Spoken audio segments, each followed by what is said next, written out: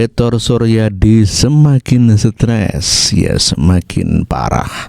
Ya karena menfitnah Pak Joko Widodo memiliki bunker di bawah rumahnya, di bawah kasurnya untuk menyimpan hasil korupsi. Dia mengatakan jumlah yang disimpan adalah 920 miliar rupiah. Inilah yang disampaikan oleh Betor Suryadi atau Bambang Suryadi, kader PDIP yang gemar memfitnah Pak Joko Widodo. Sepertinya Pak Purnomo wajib untuk membawa yang namanya Betor Suryadi ini. Dan inilah pernyataan Betor Suryadi. Ya kan? Dia tuduh memfitnah Jokowi kalau loh, kita datangin ke rumahnya, kita bongkar rumah itu, di bawahnya ada bunker tempat naruh uang. Di rumahnya siapa? Jokowi. Wah, Kan kita buktikan kan, kalau benar-benar Bapak tidak korupsi, saya akan bongkar rumah Bapak kan. Bongkar dong. Sekarang orang Mahkamah Agung punya tank mobil tempat barang itu apa namanya? Kontainer. Di dalam kontainer itu ada 920 miliar. Orang Mahkamah Agung. Karena nggak bisa disimpan di bank, nggak bisa disimpan di rumah. Kita lihat lagi orang kaya lagi. Yang kemarin ketangkap 11 triliun itu kan nggak bisa ditaruh di mana. Maka begitu ditangkap kan nyata uangnya ada. Kalau Jokowi berapa triliun? Lebih banyak. Orang dari sini diambil, dari sini diambil. Ini kalau nggak percaya kita bongkar rumahnya. Kan dia harus dibuktikan kan katanya gitu.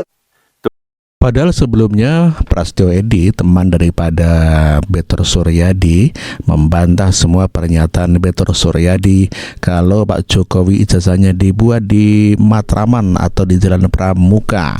Dan inilah pernyataan Prasetyo Edy di podcastnya bersama Rudy S. Kamri. Kita dengarkan sama-sama. Pada saat berangkat malam itu ke KPUD untuk melengkapi administrasi si bakal calon, itu ada saya sendiri, Pras, kedua adalah Mari Hotna Pitupulu, yang ketiga adalah Isnaini yang dibawa oleh Pak Jokowi ke Jakarta, yang keempat adalah Syarif dari Gerindra, karena kita koalisi antara PDI Perjuangan dengan Gerindra. Nah, saya agak bingung apa yang dikatakan Pak Bitor nih, Bung Bitor nih, teman saya akan luruskan. Takutnya Bung Bitor juga salah informasi. Katanya dia juga katanya katanya dia bukan pelaku sejarah kan? Bukan, dan di dalam tim pemenangan itu nggak ada namanya Bitor juga. Gitu loh. Dan saya tidak pernah ketemu dengan Bitor juga. Kita kerja dari kondisi 6% suara di Jakarta, kita bagaimana mengangkat Pak Jokowi dan Pak Ahok ini untuk memenangkan Pilgub DKI, karena ada beberapa pasangan kan Pak di ini. Salah satu musuh paling kuat dan paling itu namanya Poke. Pak itu incumbent ya Pak. Incumbent gitu. Kita kerja keras, alhamdulillah. Tiba-tiba saya mendengar, saya melihat di medsos membabi butanya sahabat saya ini nih, saya luruskan kalau itu permasalahan yang kena Bitor aja nggak ada masalah buat saya, tapi saya sebagai kader PDI Perjuangan, sebagai anggota PDI Perjuangan, saya harus meluruskan sejarah ini. Artinya tidak benar ya? Nggak benar semua, ini nggak benar semua. Dan saya pernah menelpon Bitor, bos, informasi lu dari mana yang benar, yang mendaftarkan itu nggak ada yang namanya Denny Iskandar, tidak ada yang namanya Indra Kramadipa, tidak ada yang namanya Widodo, yang ada saya nyebut Pras, terus Mari Hotna Pitupulu sebagai kepala sekretariat tim pemenangan, yang punya anak gue namanya Denny Iskandar, terus Isnaini dari Solo, dan Syarif itu. Loh, kok bisa dia membuat narasi yang seperti itu? Apakah ini ada apa dengan Bitor, dengan PDI Perjuangan? Itu yang pertanyaan saya, yang akhirnya saya mau hadir ke tempat Mas Rudy di podcastnya. Sementara Roy Suryo curhat kalau dirinya itu dikriminalisasi dengan dituntut berbagai macam pasal-pasal yang dituduhkan kepadanya. Ya, Roy Suryo, Tifa, Rismon Sianipar dan teman-temannya dituduh dengan pasal berlapis. Dan inilah Roy Suryo. Kami berempat ya, saya, Dr. Rismon, Dr. Tifa, dan juga Pak Rizal Fadila, itu akan dituntut dengan pasal 160 KUHP, di mana itu adalah pasal penghasutan ya. Ini benar-benar lucu. Nggak apa-apa ya, kalau pasal yang dulu memang pernah sukses digunakan untuk melakukan kriminalisasi terhadap salah satu ustadz waktu itu sukses. Tapi waktu itu memang ada kekuasaan atau ada rezim yang memang mungkin dilawan oleh beliau, ya gitu, dan sukses. Tapi sekarang kita buktikan saja nanti apakah Presiden Prabowo masih akan membiarkan anak-anak bangsanya yang kami ini sebenarnya ingin mengungkapkan kejujuran dengan ilmu pengetahuan dan teknologi. Jadi ini pure science ya, untuk membuktikan kepalsuan skripsi dan juga kepalsuan ijazah, kok malah mau dipidanakan dengan pasal penghasutan, ya. Jadi kami siap, ya, untuk menerima tantangan ini. Dan terima kasih untuk warga masyarakat, ya, baik itu lawyer, profesor, guru besar, sivitas akademika, dan juga masyarakat, termasuk ulama yang telah memberikan dukungan kepada kami. Dan sekali lagi, tidak perlu ada sumbangan apapun, ya gitu, nanti malah dimanfaatkan oleh orang-orang yang tidak berhak.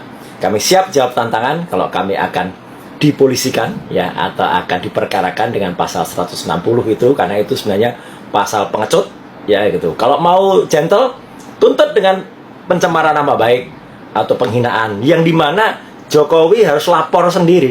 Dan ketika dia lapor sendiri, kita adu bukti, benarkah dia punya ijazah asli, yang itu kami berempat sudah kemudian memastikan bahwa ijazah yang selama ini dipublikasikan, ya, yang itu oleh kader salah satu partai itu juga dipublish dengan tulisan asli, itu memang asli atau palsu. Jadi kami siap, kita tunggu di persidangan yang jujur, yang equality before the law, dan tidak ada kriminalisasi. Ya, sementara Rismon Sianipar telah siap untuk dipenjara. Dia mengatakan kalau ditahan dan hanya yang dituduhkan pasal-pasal seperti itu, maka ya dia bersedia dengan sejumlah pasal-pasal yang dituduhkan, seperti halnya kepada Roy Suryo. Kalau saya nanti ditahan karena laporan-laporan semacam ini, ya, ditersangkakan, ya, laporan-laporan semacam ini hanya sebuah mekanisme untuk semakin membongkar boroknya hukum kita, ya. Apapun kalau sudah begini, ya, kebenaran ilmiah sudah kita ungkapkan, banyak itu dicari pasal-pasal itu, ya, bahkan banyak tersedia sejumlah pasal-pasal karet itu yang bisa dipakai dipakai oleh mereka, ya. Pasal karet itu memang disediakan untuk itu, ya. Tetapi saya tetap bangga nanti di dalam CV saya, ya, saya pernah dipenjara karena memperjuangkan kebenaran ilmiah, ya. Itu sebagai CV saya. Ketika saya mati pun nanti dibacakan nanti apa itu kalau orang Batak itu, ya, sejarahnya, ya, obituary, ya, dalam bahasa Batak apa sih dibilang itu? Hata lah orang-orang kan. Tulang kami ini pernah dipenjara, sebelum mati dia dipenjara karena memperjuangkan kebenaran ilmiah yang dipegang penuh. Tetapi sayangnya dia dipenjara karena laporan ormas yang katanya menghasut dia.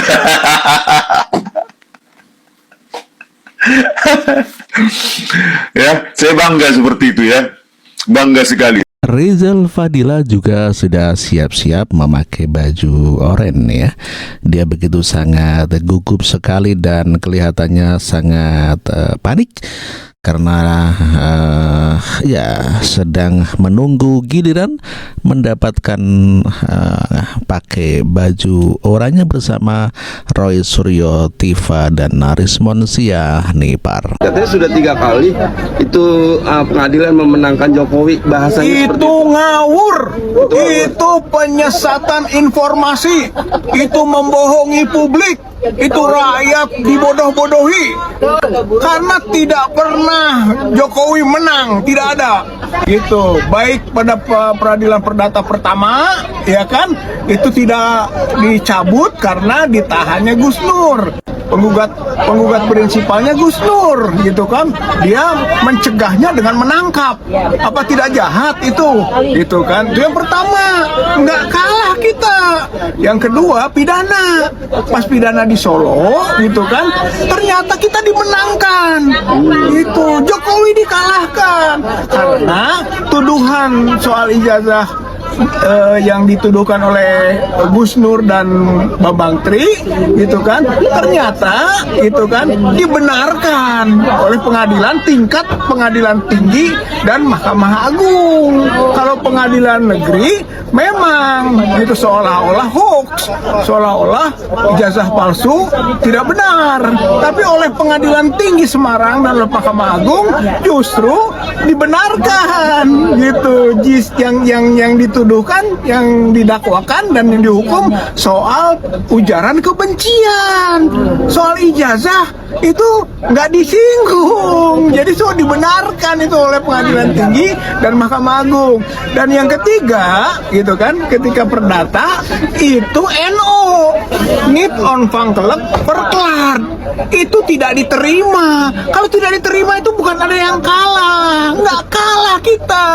Kalau ditolak baru kalah. Ini bukan, nggak ngerti hukum itu namanya si lawyer teh gitu. Kalau ngerti hukum mah NO itu bukan mengalahkan, itu tidak diterima, boleh diulangi, begitu kita bisa masuk lagi. Gitu. Jadi penyesatan informasi, pembodohan rakyat, pembohongan publik, dan itu adalah membolak-balikan hukum.